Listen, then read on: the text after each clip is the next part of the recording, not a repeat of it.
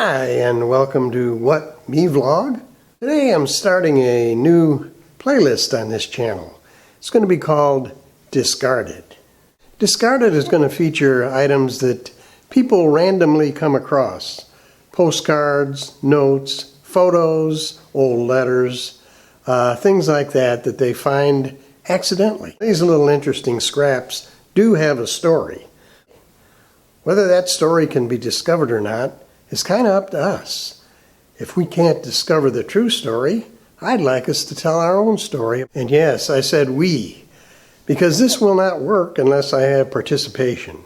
I'm asking you to keep your eyes open when you're in bus stations, airports, train stations, any kind of a waiting room.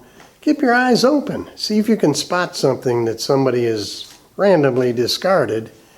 Make sure that you're not stealing anything, but try and pick something like that up, and let's see what we can find. Asking that you scan those in, if you have a scanner, and most people do nowadays.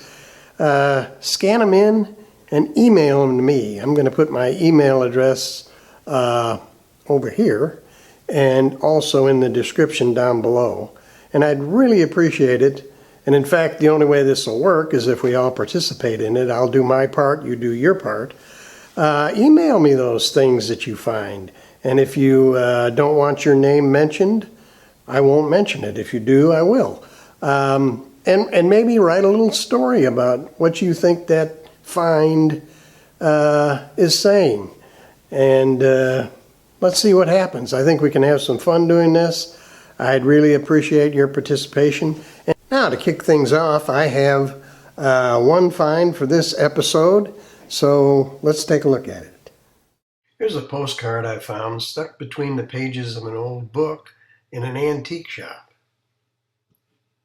The card says this is Canyon Bridge in Yellowstone Park. I think it's a hand-colored photograph, and here's why. It's postmarked August 26, 1912. Look at the 1-cent stamp. And also, of course, no zip code.